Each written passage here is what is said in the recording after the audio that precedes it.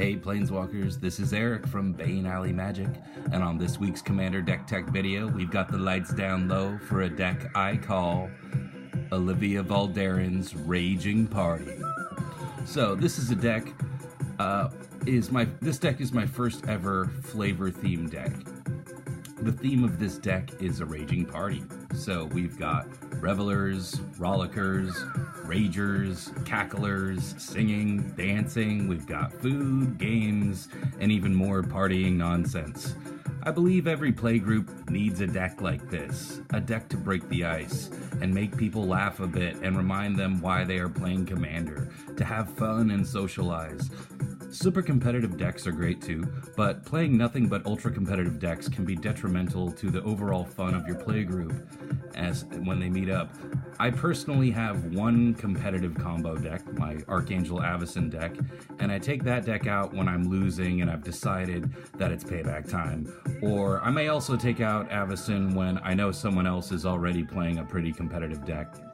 Normally, though, I'm not playing against elite players. I'm playing with friends and sometimes even new players testing out the Commander. And especially in those situations, playing a broken competitive combo deck will ruin the gaming experience for your playgroup. So, being that this is a flavor deck, there are many cards in here you would literally never play in any other situation because they are just not good, and some are even pretty bad. But that exact fact is what makes playing this deck really fun. For now, take my word for it, but some of the creatures, or shall I say, some of our party guests, are gonna make you laugh.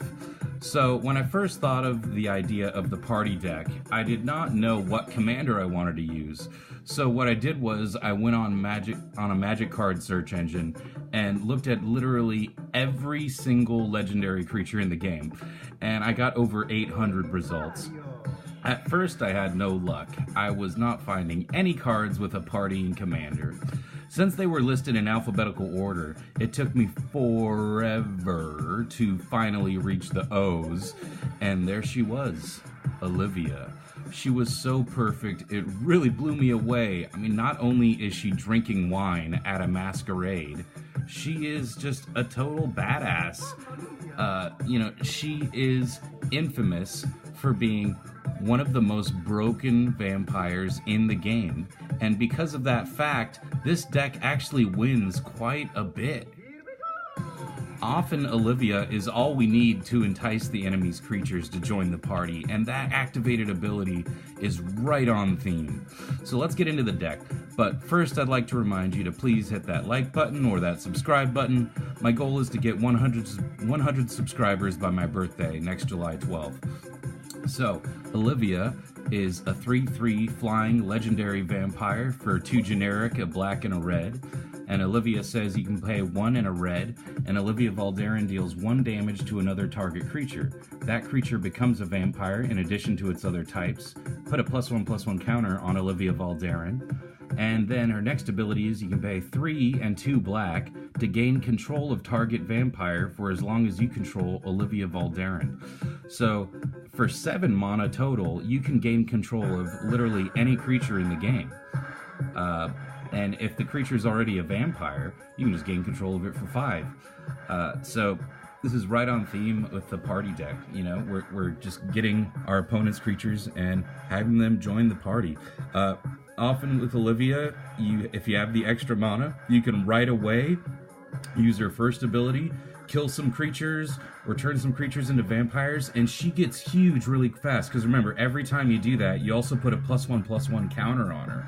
So like right away, you can have, I've had a 7/7 flying commander right away, even just a 6/6 flying commander isn't a bad deal. I mean, even just using this once or twice, you get a 4/4 or 5/5. So Olivia gets big really quick. She is a great commander card. So, before we get to the party guests, Olivia needs to, freshen up for the party. So, she's going to be geared up with her Soul Ring. What commander deck can't have one? And next she's going to be wearing her Talisman of Indulgence. 2 generic for an artifact. You can tap for 1 colorless mana, or you can tap to add a black or a red mana, and it deals 1 damage to you.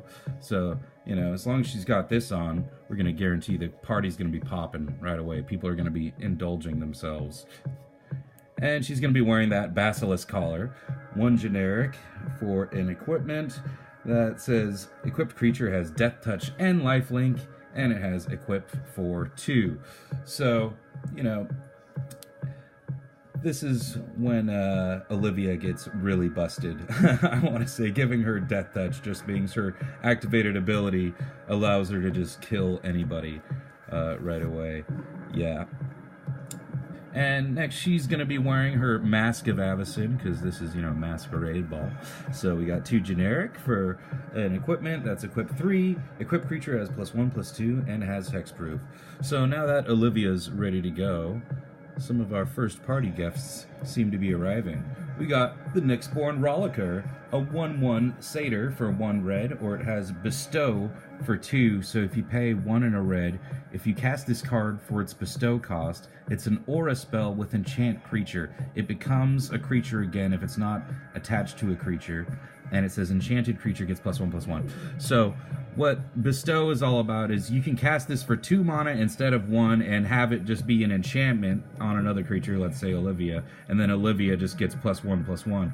And then when Olivia leaves the battlefield, then this just becomes a 1/1 creature again. So when there's a board wipe or someone destroys her or whatever, in whatever way she leaves the battlefield, this just comes back as a 1/1 creature. But as long as it's bestowed, it's not actually a creature, considered a creature. It's considered a aura spell. That's how those work. What's really cool is they get around 1 removal. So, I mean, not the worst creature in the world. You know, it pumps something up. It's a lot better than just a 1/1 for 1. Alright, next we got Insolent Neonate. 1 red for a 1/1 vampire with Menace. And it says discard a card and sacrifice Insolent Neonate to draw a card. And you know what? Manners are for mortals. Let's make this party a rude one, huh? Excuse me. I'm kind of indulging myself right now. Next we have Rakdos Cackler. 1 hybrid black-red mana for a 1/1 devil with Unleash. You may have this creature enter the battlefield with a +1/+1 counter on it. It can't block as long as it has a +1/+1 counter on it. And Devil Blades are dripping blood. Devil Blades and dripping blood make music Rakdos never tires of hearing. This guy likes music, apparently, you know? He enjoys the music, he's laughing. Yeah, perfect. We like him at the party. Next we have Satyr Rambler, right? A 2/1 with Trample. Be afraid, be very afraid. And it's a 1 generic and a red. Yeah, this guy shows up, you know, he keeps the conversation going. We like that, we like that. Girls especially like that. So Olivia, you know, she's kind of got the hots for that Satyr Rambler. Next we have the Cheering Fanatic. 1 and a red for a 2/2 goblin. And whenever Cheering Fanatic attacks, choose a card name. Spells with the chosen name cost 1 less to cast this turn. Alright, sweet. It's kind of a raging partier, obviously. Bringing his friends with him, apparently. Next we have Spike Jester, another goblin. It is 1 black and 1 red for a 3/1 with haste, Goblin Warrior. For the Rakdos, Suicidal Charge and Good Showmanship are 1 and the same. Oh, Cheering Fanatic is complaining. I forgot to read his flavor text. It says, punch 'em, kick 'em, bite 'em, beat 'em, burn 'em all, and we'll defeat 'em. Let's not forget the satyr. A satyr is bound by nothing. Not home, not family, not loyalty. I want to read all the flavor text here. Alright, next we got Eidolon of the Great Revel. Alright. It took me forever to realize that the red thing there is the creature and not like all the satyrs. I couldn't tell, but yeah, the fire there, that's the creature. 2 red for a 2/2 elemental spirit. And whenever a player casts a spell with converted mana cost 3 or less, Eidolon of the Great Revel deals 2 damage to that player. Xenagos reveled while Theros burned. So this deals a lot of damage to your opponents and you a lot of the time, but it's great. Everyone's part of the burn party, you know. Let the revelry begin. Next we have Gifted Aetherborn. Apparently he's brought his own wine. He's a 2/3 Death Touch lifelink vampire. Sweet, for just 2 black mana. Hey, thanks for the wine, dude. Hopefully it doesn't kill me like it did that guy. Next we have Returned Reveler. 1 and a black, which is a 1/3 zombie satyr. He can't stay dead. He's got to party a little bit more. And when Returned Reveler dies, each player puts the top 3 cards of his or her library into his or her graveyard. So, you know, he can't go to the death party alone. He's got to take someone with him. Next we have a Reckless Reveler. 1 and a red for a 2/1 satyr. And you can pay a red and sacrifice Reckless Reveler to destroy target artifact. We might need that. Oh, he's dancing, he's jolly. It's just the kind of people we like at our party. We don't want party poopers. We want Belligerent Slivers. 2 generic and a red for a Sliver, which is a 2/2 who has probably had a little too much to drink. And Sliver creatures you control have, this creature can't be blocked except by 2 or more creatures, in other words, menace. This is the only Sliver in the deck. These belligerent, the other Slivers are just a little too serious for us. Alright, next we have Frenzied Raptor, which is 2 generic and a red for a 4/2 dinosaur who had a little too much coke. And Sun Empire warriors are taught to emulate the fearless raptors that fling themselves against towers of horn and muscle 100 times their size. It's kind of hard to read in the blinking light.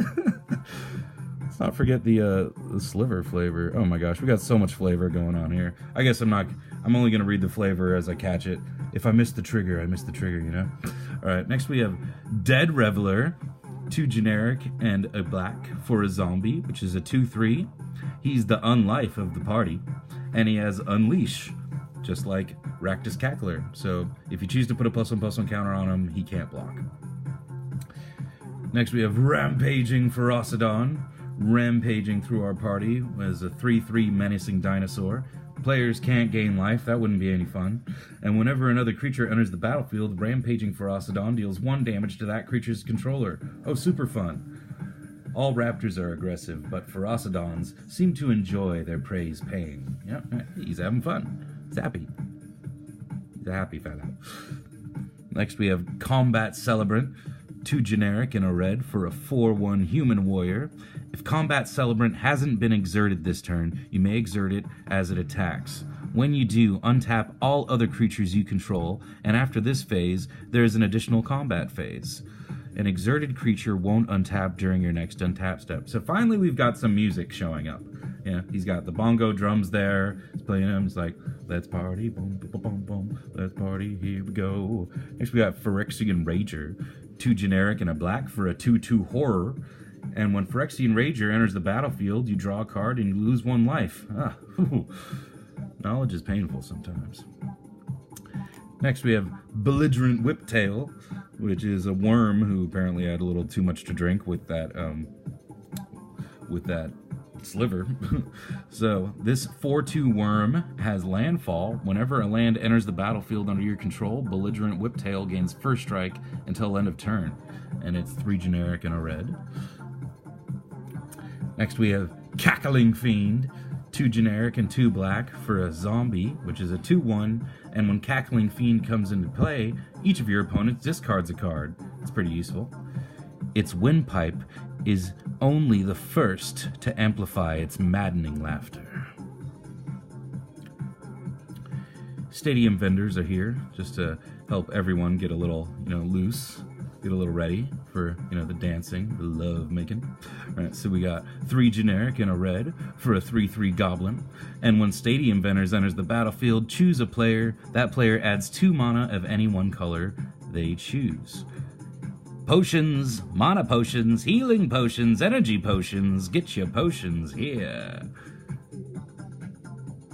Next we have Captivating Crew, 3 generic and a red for a 4/3 human pirate. And you can pay 3 and a red and gain control of target creature and opponent controls until the end of the turn. Untap that creature, it gains haste until the end of the turn. Activate this ability only anytime you could cast a sorcery. So the really sweet thing about Captivating Crew is if you have enough mana, you can do this as many times as you want. But again, you got to do it at sorcery speed.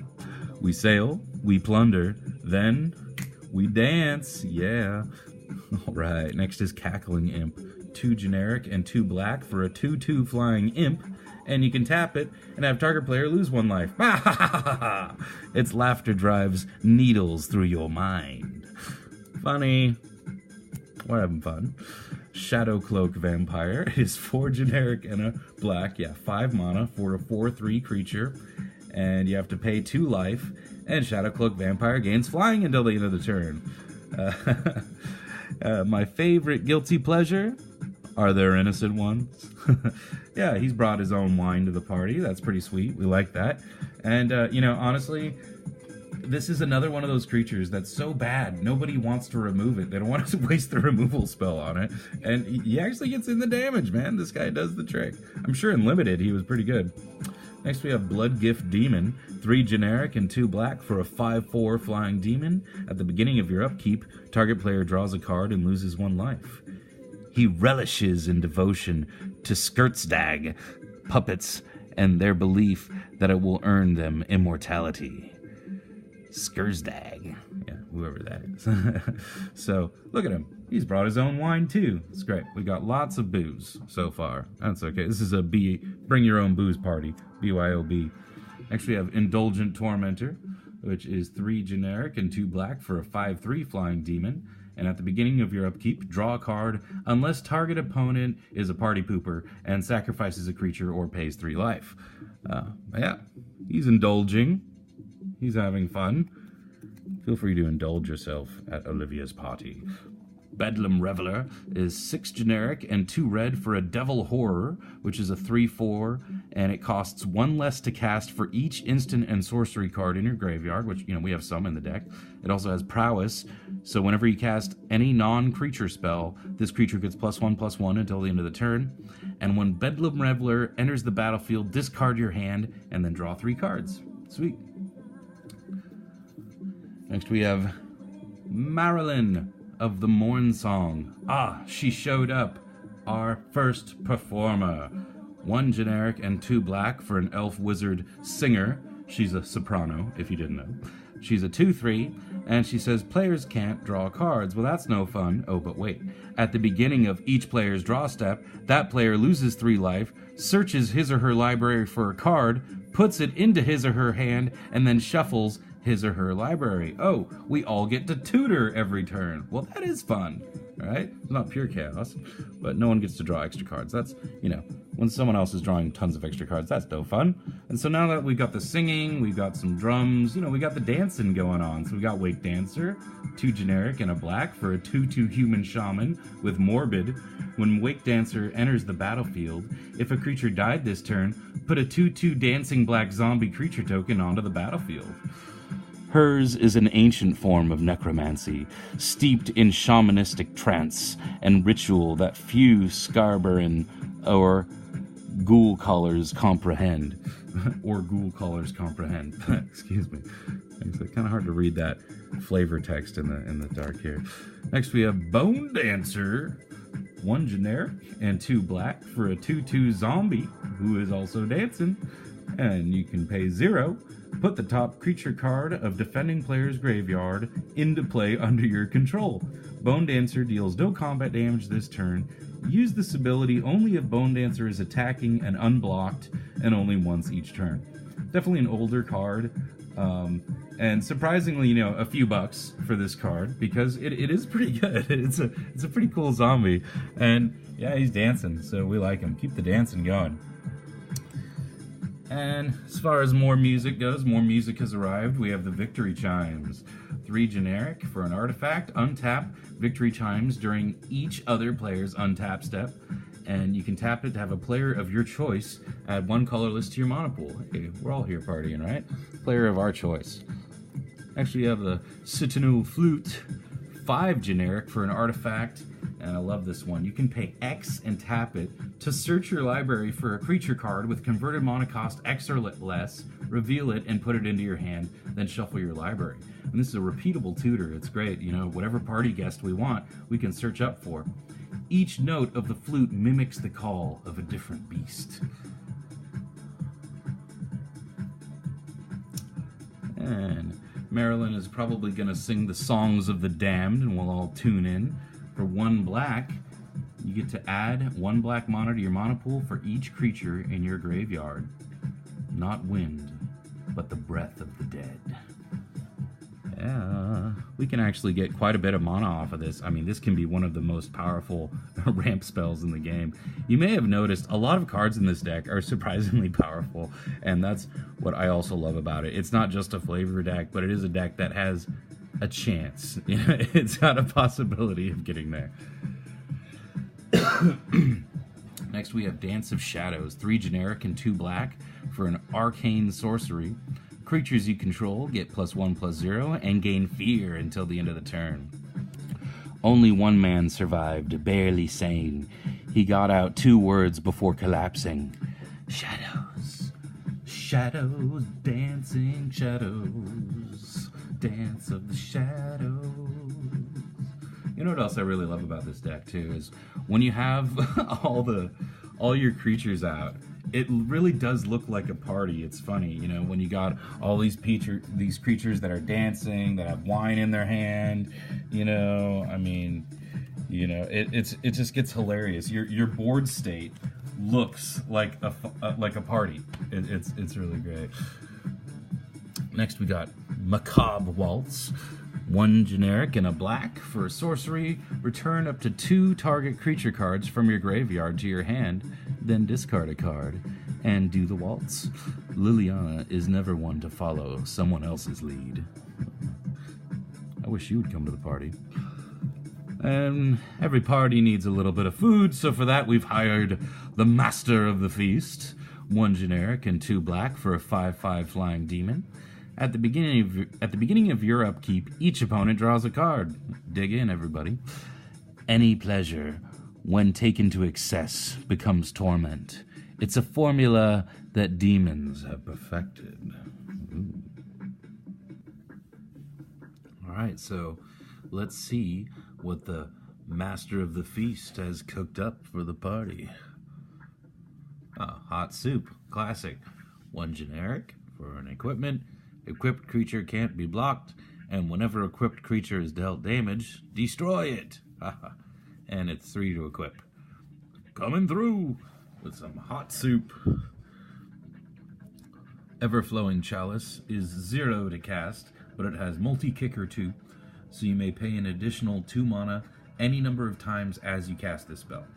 Everflowing Chalice enters the battlefield with a charge counter on it for each time it was kicked, and you tap it to add 1 mana to your mana pool for each charge counter on Everflowing Chalice. So, yeah. Thank you, Master of Feasts. That is enough, obviously, for everybody. Hierophant's Chalice is Olivia's favorite. 3 generic for an artifact, and when it enters the battlefield, target opponent loses 1 life, and you gain 1 life. And it taps to add a colorless mana to your mana pool. In the Rite of Redemption, nobles take the same vows as Elenda, the first vampire, and make the same eternal sacrifice. Elenda, the first vampire? Okay, wait, what? Like that other vampire? Elenda? Okay. I'm gonna have to research that. Is Elenda the first vampire? Maybe even older than Edgar Markov himself? Older than Eddie Mack? No way. Next we have Horn of Plenty, which is 6 generic for an artifact that says whenever a player plays a spell, he or she may pay 1 mana. If that player does, he or she draws a card at the end of the turn. Wow, Master of Feasts, you've really made enough for everybody already. Everybody draws cards? Everybody? Well, fine, I guess that sounds fun. This horn is an exact replica of the fabled Horn of Ramos, except mine is much more lavish. That was what the Mercadian magistrate said to Olivia right before she bought it off of him. Feast of the Unicorn is 3 generic and a black for an enchantment aura, and it says enchanted creature gets +4/+0. That's a nice little power boost. Could there be a fouler act? No doubt. The Baron knows of one. That's from Autumn Willow. And if the opponents get really hungry, they can just eat their own creature. Devour flesh. 1 generic and a black for an instant. Target player sacrifices a creature, then gains life equal to that creature's toughness. His twisted mind concluded that if he was what he ate, and he wanted to stay human, well, there you have it. Nice going, Master of Feasts. You know, that's a show of a true chef. They can make a meal out of anything. And if we're all nice and eaten and we want to relax, we can take a dip in the knowledge pool. So Olivia's pool is 6 mana for an artifact with imprint. It enters the battlefield, and each player exiles the top 3 cards of his or her library. And whenever a player casts a spell from his or her hand, that player exiles it. If that player does, he or she may cast another non-land card exiled with Knowledge Pool without paying that card's mana cost. So every spell you cast goes into the pool, and then you get to choose which spell you cast from the pool. So it's not as bad as something like, you know, Possibility Storm, you know, where no one knows what they're going to be casting. At least everyone knows what they're getting out of the pool. So pretty sweet. We all get to share information in the pool. Everyone can be chill. And next we have some games we can play. Alright, no party is fun without games, so we've got Read the Bones. 2 generic and a black for a sorcery. You scry 2, you draw 2, you lose 2. It's a fun game. The dead know lessons the living haven't learned. We can always have fun in the playground, Devil's Playground. 4 generic and 2 red for a sorcery, and we get 4 more party guests. You put 4 1/1 red devils on the battlefield, and they have, when this creature dies, it drinks a shot of whiskey and deals 1 damage to target creature or player, and explodes. Slaughter games. This is a fun one. Look at these crew. A jolly group of chaps, yes, indeed. So, 2 generic, a black and a red for a sorcery. Slaughter games can't be countered by spells or abilities. That wouldn't be any fun. Name a non-land card. Search target player's graveyard, hand, and library for any number of cards with that name and exile them. Then that player shuffles his or her library. Yes, yes, yes.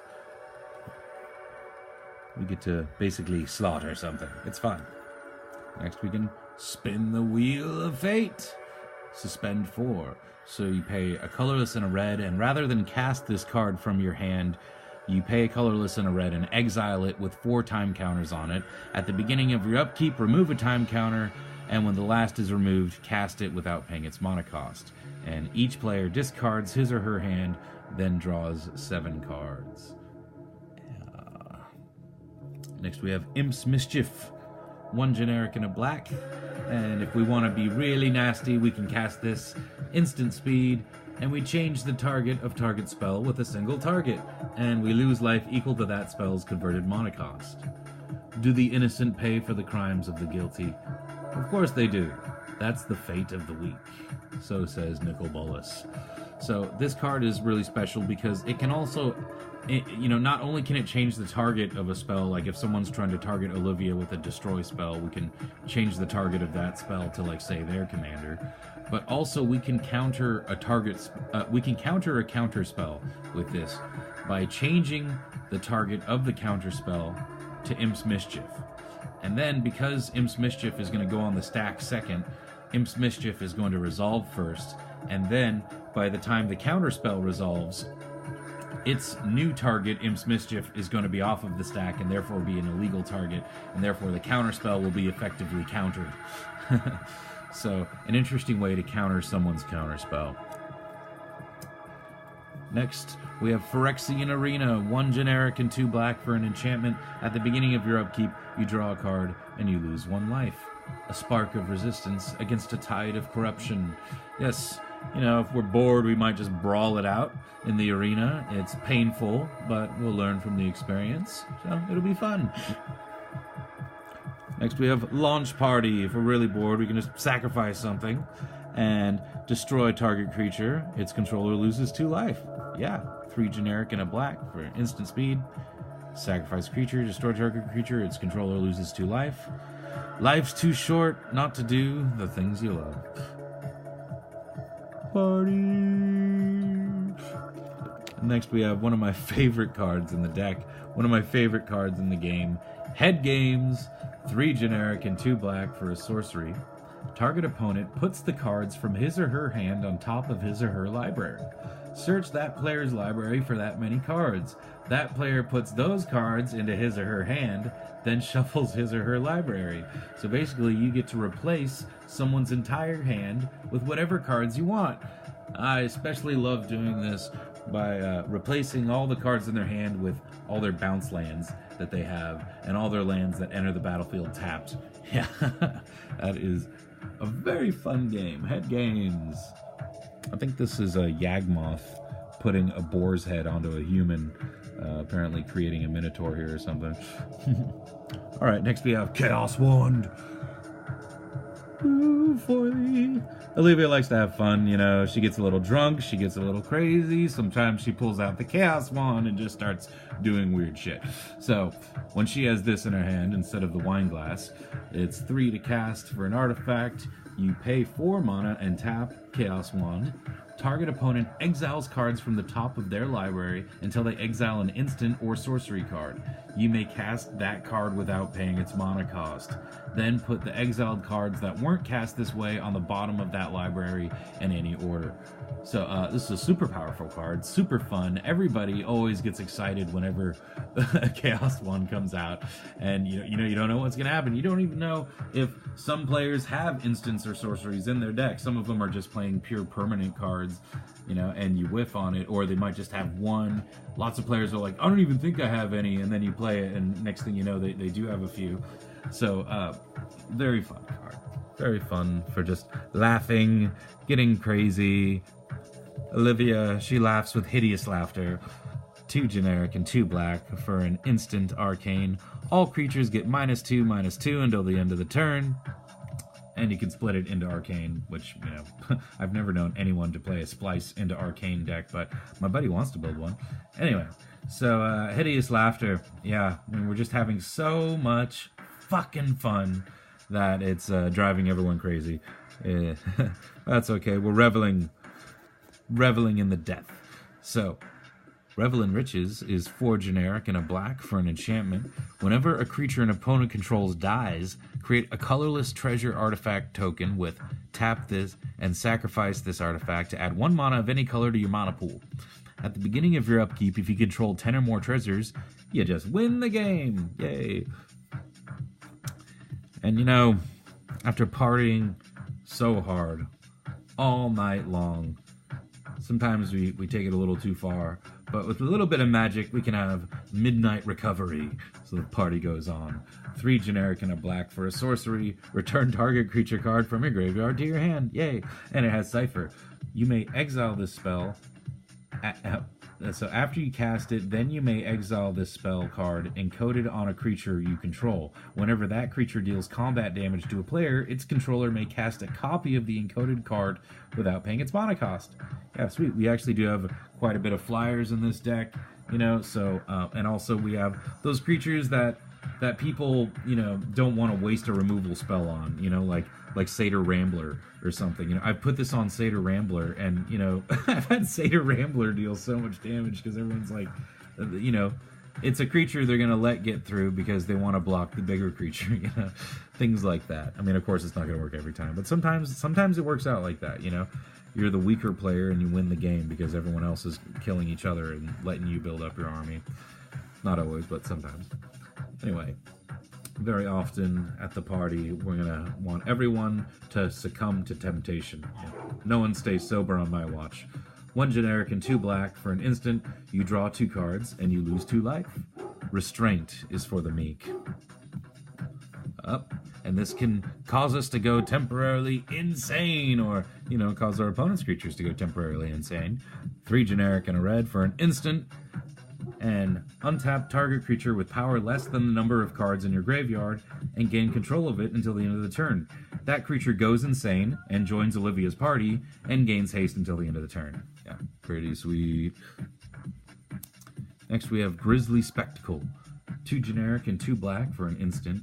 Destroy target non-artifact creature. Its controller puts a number of cards equal to that creature's power from the top of his or her library into his or her graveyard.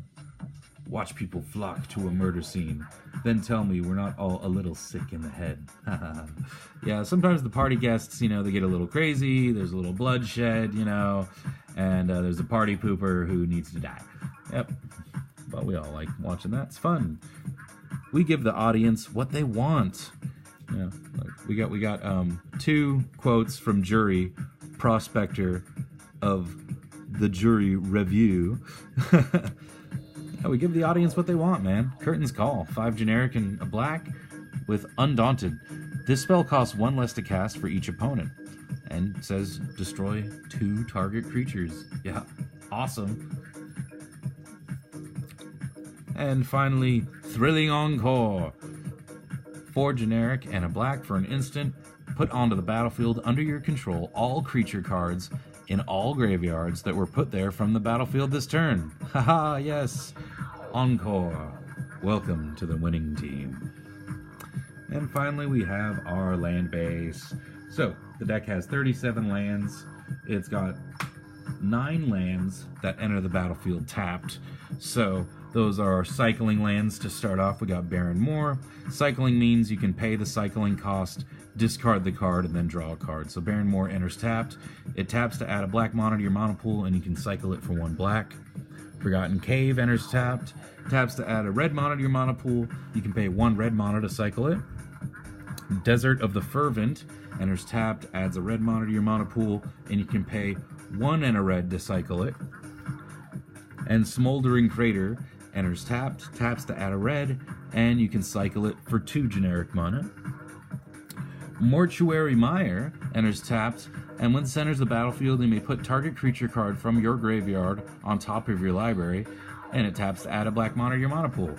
So, you know, let's not let everybody die, let's keep the party going. Next we have Crypt of Agadim, which enters tapped. It taps to add a black mana to your mana pool, or you can pay 2 and tap it, and add a black mana to your mana pool for each black creature card in your graveyard. Sweet. Next we have Memorial to Folly. Olivia has lots of artistic things all around her property, a few memorials. Memorial to Folly enters tapped. It taps to add a black, and you can pay 2 and a black and tap it, and sacrifice Memorial to Folly to return target creature card from your graveyard to your hand. Sweet. Let's keep the folly going. And next we have Memorial to War. It taps to add a red. It enters the battlefield tapped. You can pay 4 and a red and tap and sacrifice it to destroy target land. And look at that. That's the false god in the artwork there. Yep. Next we have Dormant Volcano. Enters tapped. When Dormant Volcano enters the battlefield, sacrifice it unless you return an untapped mountain you control to its owner's hand. And this taps to add 1 and a red to your mana pool. So, sounds like a really terrible card, but when you think about it, we are playing a long game format. And if this comes out early game, it will be better for you eventually in the long game. You'll still have that mountain you return to your hand. You know, you'll still be able to play that mountain again, and you just get a land that taps to add 2 mana to your mana pool. Later in the game, this isn't as good, obviously, but definitely, you know, in a format where we playing against 3 other players, we all have 40 life, the game goes on for a very long time, we're playing a long game format, and some of these cards end up being good.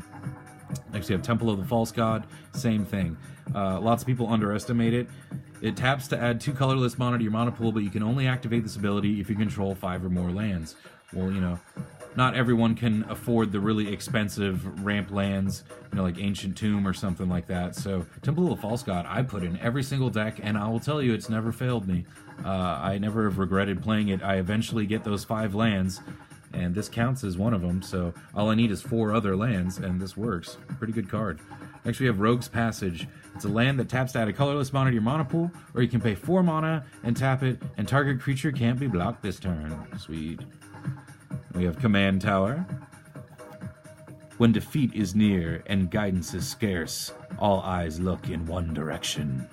To the Command Tower, which taps to add 1 mana of any color in Olivia's color identity, which is black and red.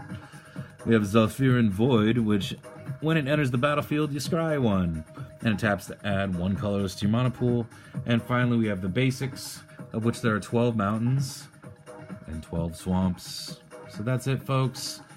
That is Olivia Voldaren's Raging Party. So let me know what you think. Sorry I messed up a little bit on reading the flavor text there. A little more difficult than I thought to put on a voice and just suddenly start pulling off some voice acting techniques there. But anyhow, I hope you enjoyed the video. If you did, please like and subscribe. Really helps out a lot. Until next time, keep partying and take care. Take it easy.